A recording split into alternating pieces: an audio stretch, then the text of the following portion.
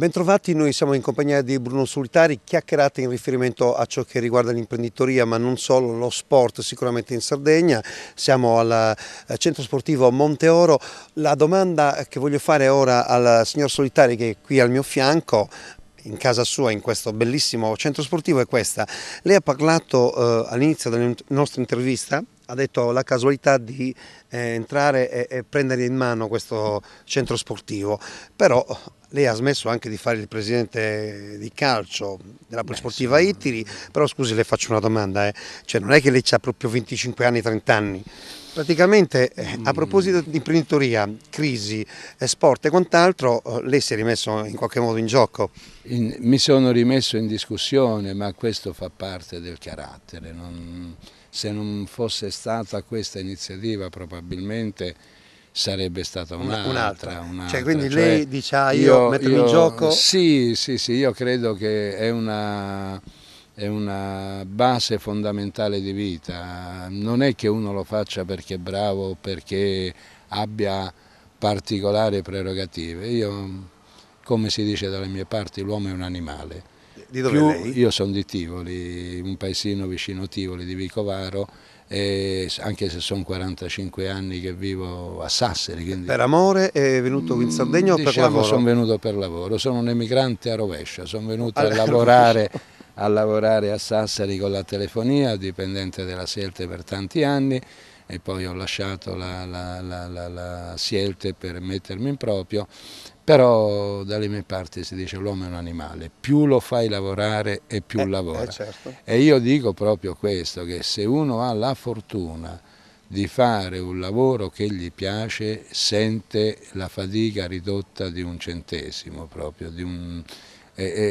Fare il lavoro che ti piace credo che sia la fortuna più grande della terra. Ascolti, ma in questo centro sportivo, lo ricordiamo, siamo a Monteoro, non vogliamo fare pubblicità, ma tanto la pubblicità è comunque in onda sulla nostra televisione, e quindi ben venga, insomma, a parlare di questo centro sportivo che merita. Ecco, ma di tutto lo sport che si pratica qui all'interno di questo centro, qual è quello che lei predilige, quello che un domani porterà più fortuna al centro sportivo stesso? Non ce n'è uno che porta più fortuna. Io credo che bisogna individuare nelle cose qual è il denominatore comune di tutte le cose. Allora, io gli ho detto prima, sono un ex allievo salesiano, io ho studiato, mi sono diplomato dai salesiani e ho avuto la fortuna di fare tutto, sci, di montagna, basket, volley, non so quale sport non abbia fatto, non lo so.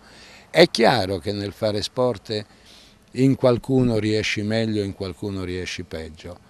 Però la cosa più bella è quando mi capita di accompagnare soprattutto dei giovani, ma anche i meno giovani, a visitare il centro, un po' per orgoglio, un po' per mestiere, e sentire campo di calcetto, che bello.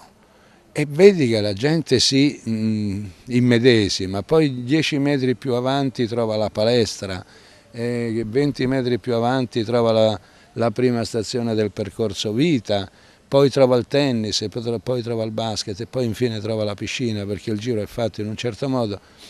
Non ho mai sentito dire questo è meglio di quello, e ogni cosa che trovo dopo dice che è meglio, quindi io credo che lo sport sia importante per chi lo pratica, ma è per questo che io dico che dobbiamo lavorare con i bambini, proprio perché possano provare tutti gli sport possibili e fare infine quello che si confà di più per la crescita, per il carattere, per la tipologia strutturale e perché no, per le doti che in ognuno di noi il nostro Signore mette, insomma. Non si può essere convinti di fare aggregazione di giovani, anche se di tipologie diverse, di aspetti culturali diversi, però i giovani hanno qualcosa dentro di loro che è la gioventù.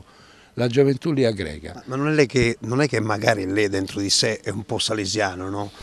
Un po' religioso sotto questo aspetto? Forse sì, la mia cultura viene dal mondo dei salesiani.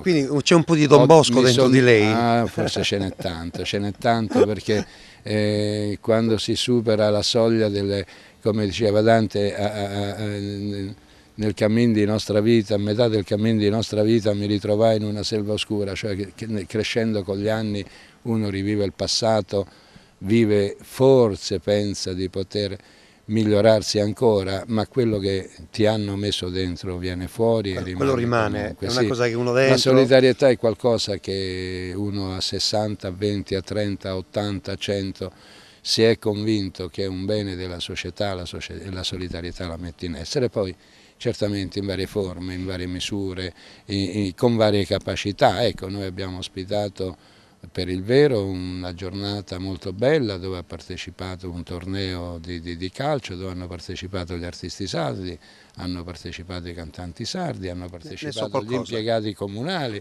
abbiamo fatto una squadra pure noi, abbiamo perso nonostante vi abbiamo distrutto. Perso, ci avete massacrato, vabbè, ha fatto una... Comunque quella è stata una cosa. Poi c'è da dire anche che un centro di aggregazione non può vivere solo di sport.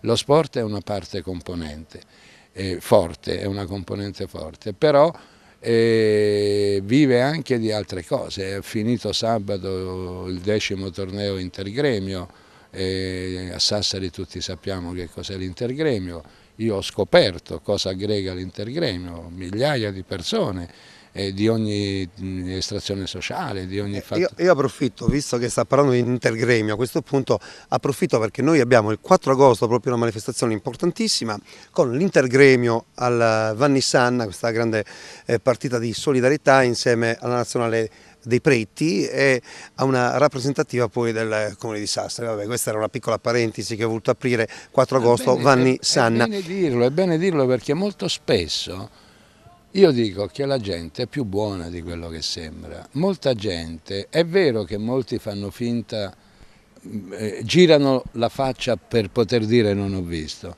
ma è altrettanto vero che una buona parte non sa. E allora se queste manifestazioni, che pure sono importanti, si pubblicizzano, la gente si informa, io sono convinto che i risultati vengono, perché chi di noi non ha avuto un momento di difficoltà nella vita?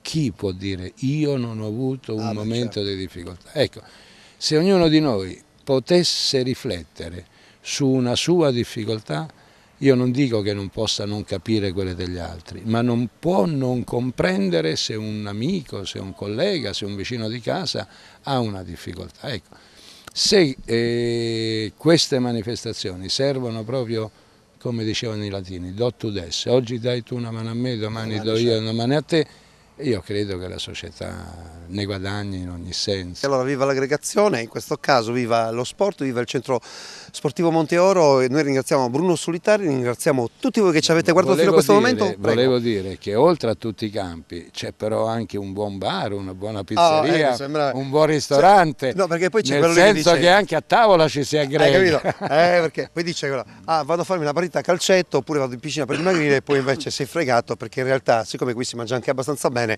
poi uno finisce che va al ristorante e tutto ciò che ha smaltito magari nell'arco della giornata lo riprende. Non è quello il problema, si scherza. Per dimagrire non si viene, diciamo si dimagrisce, ma bisogna anche mangiare, perché fare sport significa consumare. E allora vi ringraziamo, appuntamento è alla prossima puntata di EPRODIE, giorno per giorno, per raccontare tutto ciò che succede nella nostra isola. Arrivederci.